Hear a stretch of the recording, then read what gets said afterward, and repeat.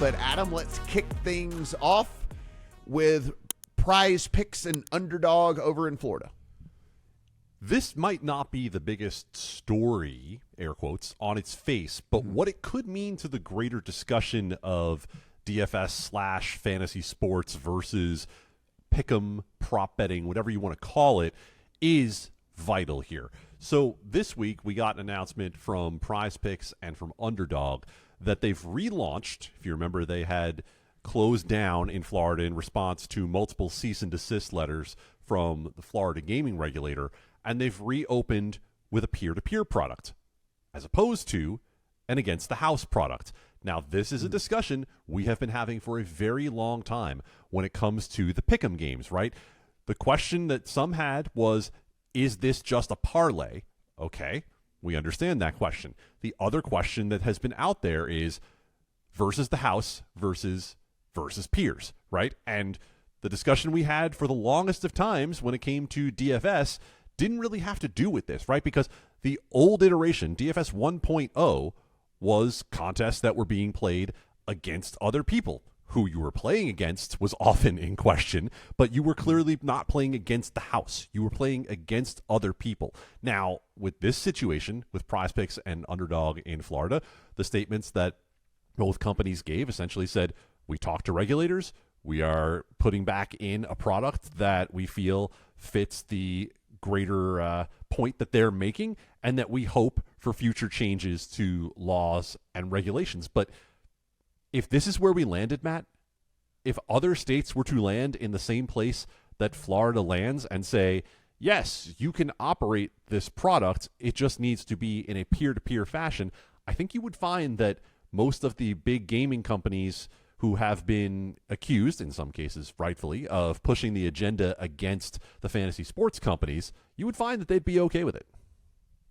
Yeah, I listen, that was the big sticking point with us all along, right? I mean, when you are sitting there and you're playing against the house and not against other humans, then yeah, it's just sports betting. That's all there is to it. I mean, it's just sports betting by another name. But when you're going up against other people and it's peer-to-peer stuff and things like that, like, yeah, I don't think people are going to have as big of a problem with it. And I think that this is a step in the right direction, right? I mean, we have been kind of saying all along, like the biggest hang up in all of this was it was just sports betting by another name and they were masquerading with something that they're not. But if you're playing against other people and it's not this whole deal of, oh, okay, if I get, 6 out of 8, I get this much, or 7 out of 8, whatever, all that. If it's like, no, it's just a contest, me against you or me against a group of people, and we're seeing who can make the best picks on all of that.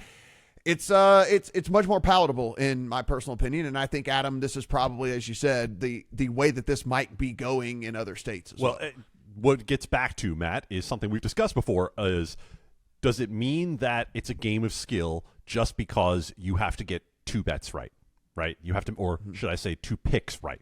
Does it mean that 2 or more turns it into a game of skill? And again, we're not going to litigate skill versus chance. That's been a decade in the making. But when it comes to this particular issue of playing against peers, realize also that we've been talking about for a long time, one of the, I'm not going to say existential threats, but long-term business development threats for any company like PrizePicks and Underdog that's offering a pick'em product versus the house was that DraftKings, FanDuel, et cetera, could choose to turn on something like that at any given time, and they have very large databases that they could access as well in states that do not have legal sports betting. And just watching the NBA playoffs last night, not only was there a push for it from DraftKings for their pick product, they had a Kevin Hart commercial that was describing a DraftKings product that is exactly what PrizePicks and Underdog are doing. And so not only do you have companies like DraftKings now saying, okay, we can get into this game as well, they're now actively promoting it.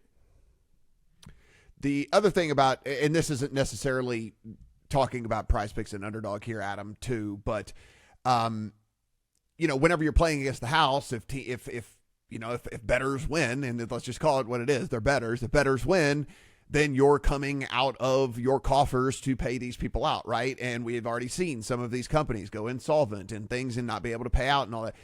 when it's peer-to-peer, the prize pool is made up of other people, right? And as long as you don't have people really, really screwing it up on the back end and there's not like impropriety going on and all of that, then it also takes away some of that we've been talking about too, right? Which is the money is being put up by us, the money by the people. And so the people are the people that are funding these prize pools, and therefore you have far less chance of, again, companies not being able to pay out, not being able to do stuff and things like that. So there's other things that just make this a better system.